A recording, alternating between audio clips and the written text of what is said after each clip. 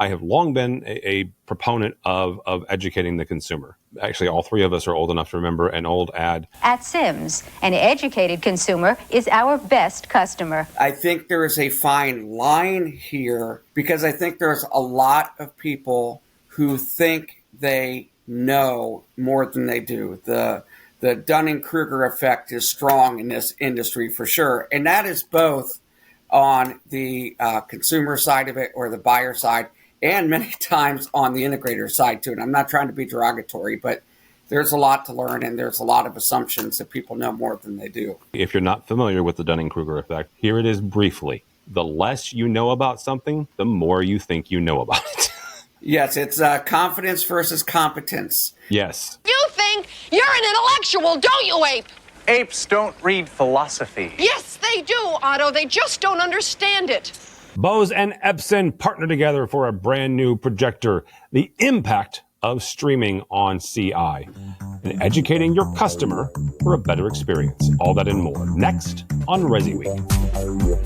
This is ResiWeek, episode 495, recorded Monday, August 4th, 2025. Crossing the streams.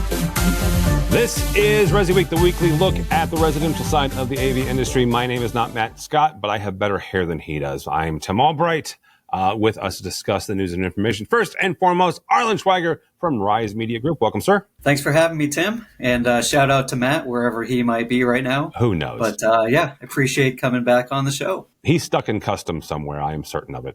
Probably trying to bring over some maple syrup or something. That's a bad Canadian joke.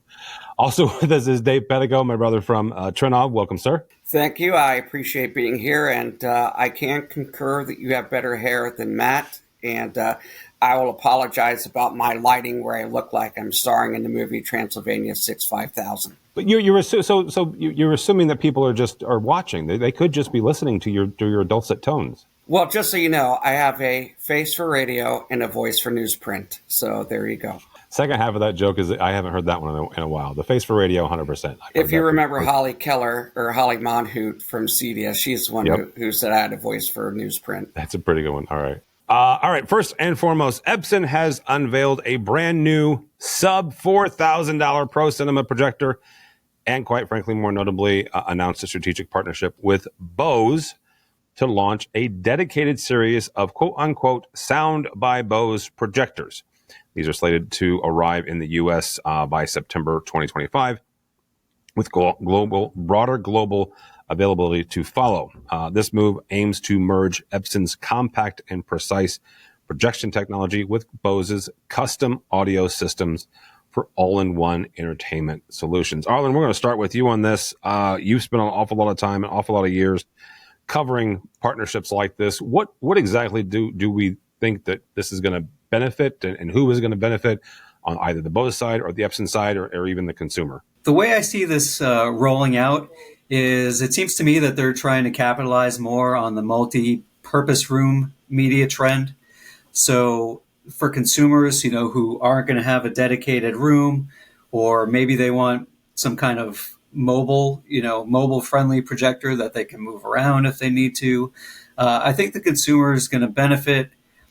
I think also I would imagine that they're going to do this, especially in their ultra short throw technology.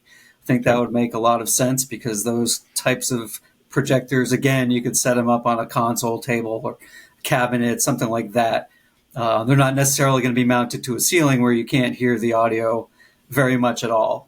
So in my experience, reviewing projectors and watching them where they have the audio built in, it's never necessarily very good. So I'm hoping that Bose will help kind of alleviate those issues and, do what they say in terms of bumping up the quality. Honestly, I haven't heard very much from Bose in a while, so I think it'll be interesting to see where they go with this. I think the last time was maybe when they had debuted their kind of multi-zone wireless distribution products. So I think it'll be interesting to see. I think Epson will benefit because they'll have, they're a huge name, obviously, but just having the name with Bose on the partnership, I think might intrigue some people who, know the Bose name but don't know the Epson name, and so maybe they think, okay, well, I love my Bose product. Let's see what this looks like together. So overall, I think all parties stand to benefit. I think Bose will probably benefit the most because they're going to get their name out there now in home theater, bigger than what most people consider Bose to be in the home theater channel, not necessarily just the audio channel. It is interesting to know, and really quickly, I'm going to digress for a second. If you're not familiar, so Bose is technically owned by MIT, at least this portion of them. They did spin off the commercial side, and not to be silly, but I spend most of my life on the commercial side. They spun off the commercial side to a private equity firm a year or so ago, maybe 2 years ago now. But the consumer side, which is where this lives, is 100% still focused on the consumer. I am going to be interested to see how this works and how this benefits, as Arlen says, the consumer as well as Bose consumer, electronic side. Dave, Arlen mentioned something there, and I hearkened back to my days as a technology manager at higher education. The typical projector had about a 5-watt speaker built into it. So this is a little different, right? It's a little bit of different play. He's not wrong, though. You are looking at most likely a multi-purpose room for the consumer in the home, possibly in some light commercial areas. But what do we expect out of this partnership for both Bose and Epson? Hopefully this isn't the extent of their partnership, because I'm about as excited about this as a root canal. And I, unlike many people in the industry, I love Bose. Loved their headphones when mine broke because some fatty on an airplane sat on them. Guilty. Me. I love Bose, and I love Epson, actually. I think that they are a great above entry-level projector, and I'm actually really excited to see what a $4,000 Epson projector looks like, for sure. The combination of Bose and Epson into getting sound into a projector, I really could care less, because I just don't think that is something that is going to be amazing. Now, it could be like, what was the Bose alarm clock and wave guide? They're from 30 years ago. And you know what? For what it was, it sounded pretty damn good. And so, going from a 5-watt system to something like that might be really a good step in the right direction. But if I am using front projection, I'm probably not going to be one who counts on using the audio coming from the projector unless something has gone wrong. Now, Arlen's saying that if they're using it with the ultra short throw, great. It's still going to be a mono sound, or maybe they figured out a way to do stereo. But for front projection in general, you're better off, having a little bit better sound system. So I think personally, it's a little gimmicky, but I do think it does attach a little bit of the Bose name. Bose, love them, hate them, whatever. They are a marketing brand. And attaching their name to Epson, which is a good name, even in the custom integration world, is not a bad thing. So, do I have high expectations for it? No, but would I probably buy the Epson projector if it still had the Bose in there? Sure. And maybe on an evening where I want to go outside because I've got the kids going outside, I take the projector down, throw up a sheet, watch it. Unfortunately, I'm too old now. It's actually going to be my grandkids, but you get it. So that might be something where it's kind of helpful. But I think for our general community, it's a nothing burger. Yeah, I think it's definitely more a mainstream type of product. I think Bose and Epson are looking at it, like Dave brings up the old wave radio that they had. I think they're just kind of looking at it as, okay, this is an all-in-one solution. People are, they're streaming more than they're watching ultra Blu-ray disc players.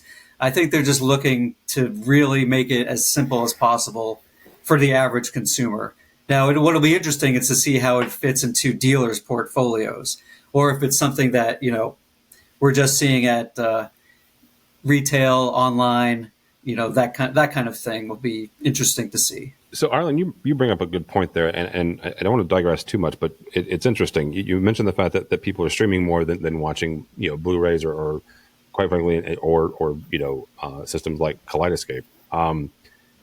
What does that do? What is that phenomenon? And it's not even a new phenomenon. It's been happening. That shift has been happening for the last 5 or 6 years, not just to companies like Epson, but to networking AV systems, right? Where, used to be there was a number of folks who had their bread and butter was networked AV, and you could, the selling point was you can send all of your video and all of your audio all throughout your house, where today that streaming has taken over that. What is that shift in the consumer and in the home AV market? What does that do to brands that have, again, leveraged a lot of their backbone on distributed audio and distributed video, or companies like Epson? Well, I think the brands that you're mentioning before, I think those are still going to be important for the CE Pro channel, the CEDIA channel. And I think that's part of why you're going to say, okay, here's why I'm going to hire an integrator, because they can do things like this. They can give you higher quality. I mean, a lot of projection companies, I think, maybe that aren't so much selling from the channel might be looking more at someone just plugging in a Roku stick or a Fire Stick or, something like that next to it, where it would be easy enough to have the audio coming out of the projector if you want that. Where, the streaming services, if you do have a solid networking connection, I mean, they're putting out some pretty good looking video these days. If you're looking at, Netflix 4K, Apple TV, Disney Plus, I think especially if we're talking about more of the mainstream consumer, they're going to be absolutely fine with that. They're going to say, oh, cool, I can watch this on a large screen now. I don't have to worry about hooking it up to, a bunch of speakers, a bunch of racked AV components that might be somewhere else in the room. So I think it just, I think it's going to further kind of distinguish those who do hire pros and those who don't hire pros, is kind of the way that I look at it. If you're still going to look for that highest quality, especially when it comes to putting in audio that will be on par or even exceed the video, I think that's still where you're going to go to an integrator to kind of make that happen. Same kind of question to you, Pedigo, because it seems to me that middle market is shrinking because of this move to streaming and this move to, I'm going to call it streaming first. I could be wrong. I do not have empirical data to back that up, but it feels like it's streaming first, and then, oh yeah, we can do distributed audio and video for our high-end 4K signals. What does that streaming first do to this market and to this industry? I mean, that's been going on for a long time, for sure. I think you would have to say, look what Kaleidoscape did, and even MadVR did at last CEDIA, which was Kaleidoscape introduced a $4,000 unit, so yep. Just above, well, not just above, so it's expensive, don't get me wrong, but considering what it was before, so they are, for lack of a better term, moving downstream a little bit. And hopefully more people are going to buy those Kaleidoscape because of a lot of, particularly when you have a little bit more complicated setup. Apple TV, particularly, we've seen a lot of issues that Apple TV runs into.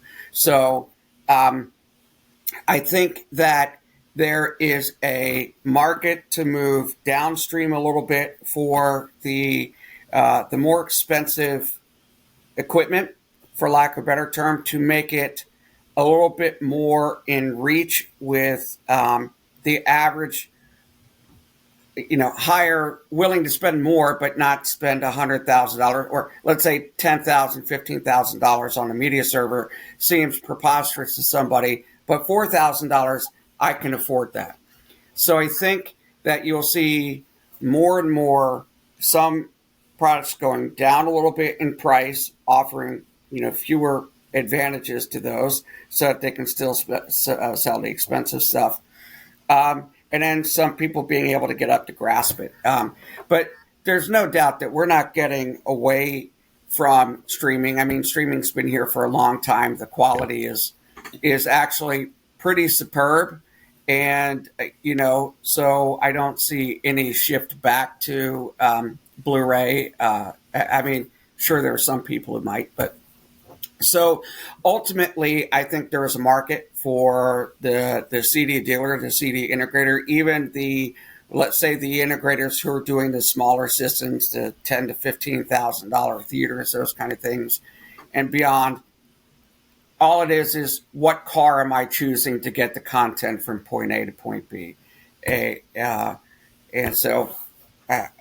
I don't see it as creating a problem. I see it as creating an opportunity, if anything. Next piece comes to us from our friend Katye McGregor-Bennett. She writes in Residential Systems about, quite frankly, being an educator. And I will say something here as a side note before we get into Katie's piece. I have long been a proponent of educating the consumer. Actually, all three of us are old enough to remember an old ad. I want to say it was Men's Warehouse, but it's an educated consumer. An educated customer is our best consumer, or something like that, right? Where you educate the folks as much as possible, and then they can make a quite frankly an intelligent choice on their systems. But Katie writes here about being quite frankly a educational resource for your clients. She talks about checklists and explainer videos and white papers, and quite frankly, not being this tech guru in the sky, but being more of an instructor, a professor of AV and a professor of technology. Pedigo, when you look at the industry and you look at the average CI folks,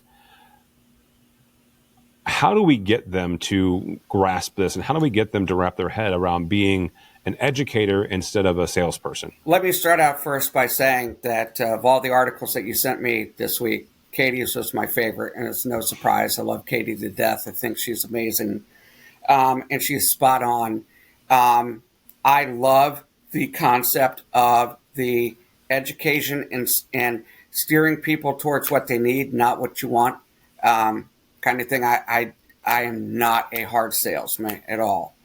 I think there is a fine line here in two different directions. One of those is for lack of a better term, mansplaining, and trying not to be condescending to somebody, because I think there's a lot of people who think they know more than they do. The Dunning-Kruger effect is strong in this industry for sure. And that is both on the consumer side of it, or the buyer side, and many times on the integrator side too. And I'm not trying to be derogatory, but there's a lot to learn, and there's a lot of assumptions that people know more than they do.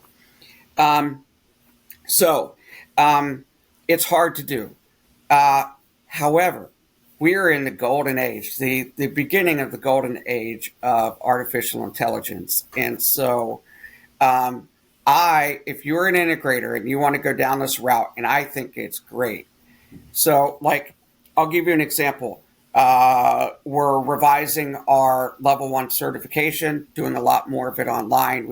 We publicized that. And so, we're doing scripts, and, I'll do short videos, those kind of things. So I will write a script, and I'll write what I want. And I think it's probably, let's say, 80% of the way there. I will put it in the chat GPT, and I'll say, do two things. One is to make sure the tone sounds good. How is this tone? And then can you check to make sure that whatever I put in there is factually correct? Or there's times where I get writer's block, and so I'll just say, hey, I'm getting writer's block. Put this in here. Can you write an outline for me? Can you do this? And then it gives me the ability to then go right through that writer's block, because I've always found it easier to modify a document than it is to create it from scratch. So for those who are take the position of not being a hard salesperson, being an educator with clients who are willing to be educated. That is another thing. Some people don't give a crap. They don't want to know. I think it's great. And the tools out there today are unlike anything that we've ever had. And it's only getting better, for sure. So I spend the $20 a month for the ChatGPT Pro, and it's worth every penny. Really quickly, if you're not familiar with the Dunning-Kruger effect, I would suggest you watch a couple of YouTube videos. Here it is briefly. The less you know about something, the more you think you know about it. Yes, it's confidence versus competence. Yes. There's a lot of people who are very confident without a lot of competence. That's for sure.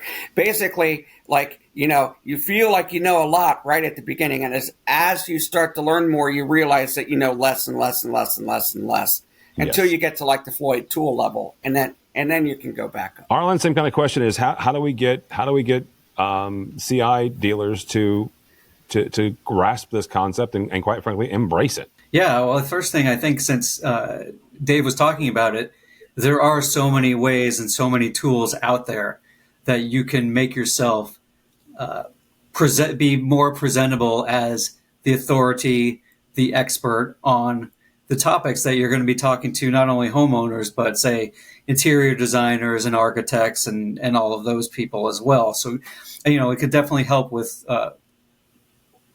attracting the other trades as well as the consumers. But, it's one thing, they've been talking about, you talk to dealers for a long time, and some of the mantra has been, people don't know what they don't know.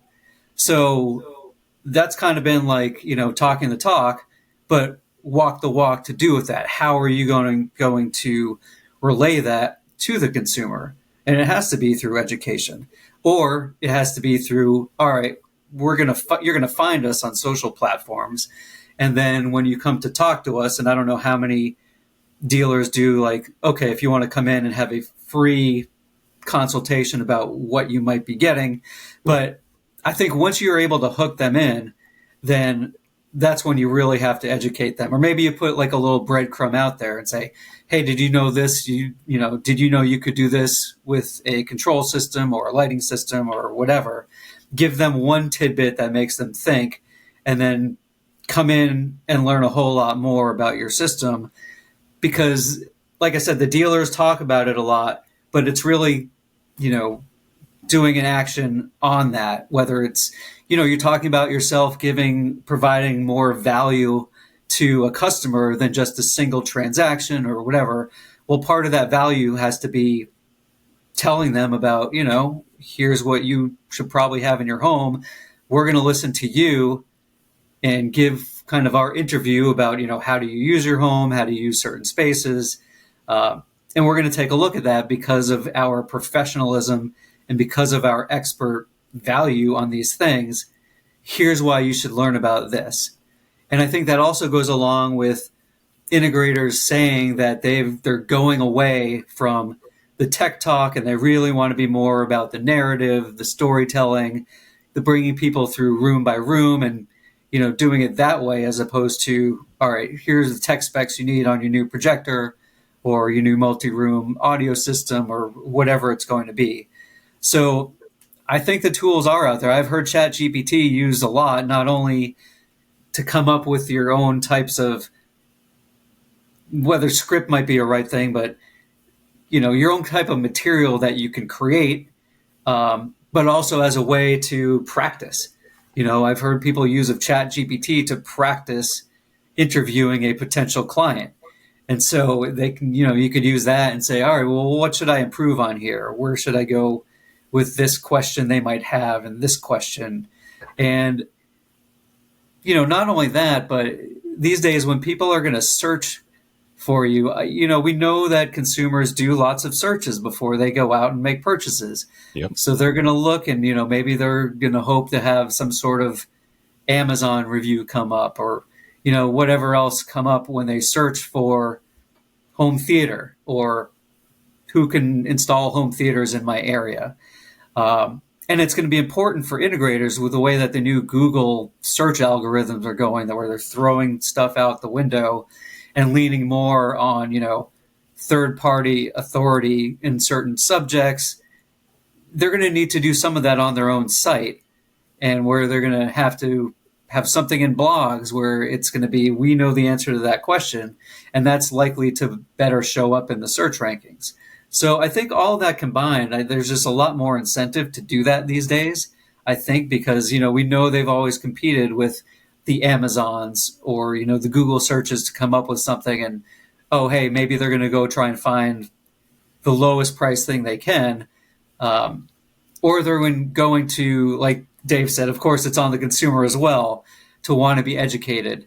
But we know with certain dealers who have, weekly lunch and learns for trade partners, they're going to have like VIP nights potentially for consumers. Well, if you can bring that to, a larger pool of potential candidates for products, then it stands to reason that, dealers are going to win in that situation. The other thing is that you don't have to create everything yourself. You can create or compile a list of things that have been developed by other people and say, you know what, you want to learn more about this? Here's I've curated a list of things that you can see.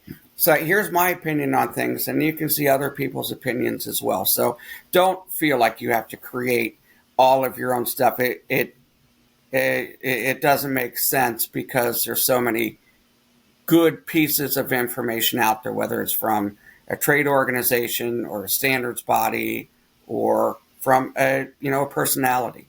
Right. And then among the tools you were mentioning, of course, you could hire, a company like, say, a One Firefly or something like that to help you create those, those kind of results as well.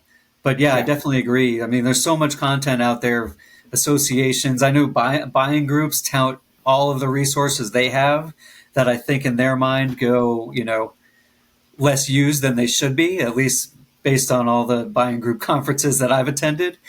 So I think some of the associations would certainly be very much welcoming for their, for dealers to investigate what's out there for them to use too.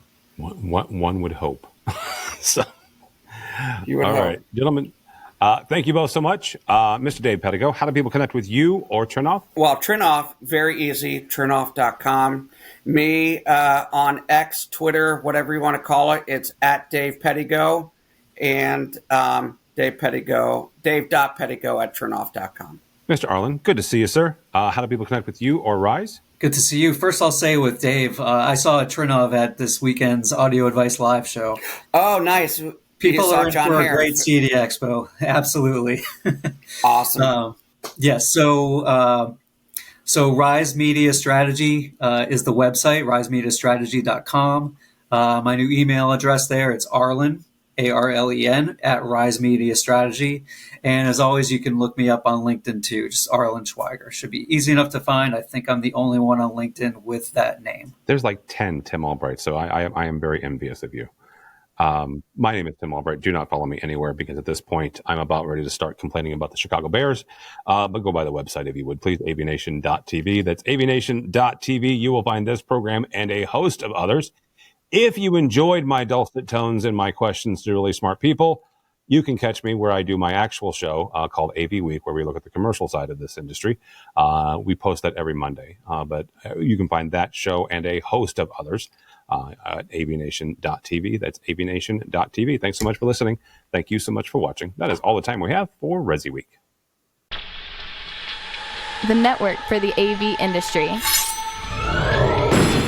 What are you listening to? This This is AV. This is AVNation. This is AVNation. Hi, this is Jennifer Goodyear and Erica Carroll from the Women in AV podcast, where we are encouraged by the incredible stories of women in AV. Listen in on fun, empowering conversations as we chat with inspiring women, breaking barriers and creating their own path in the industry. Check out Women in AV on avnation.tv or wherever you get your podcasts.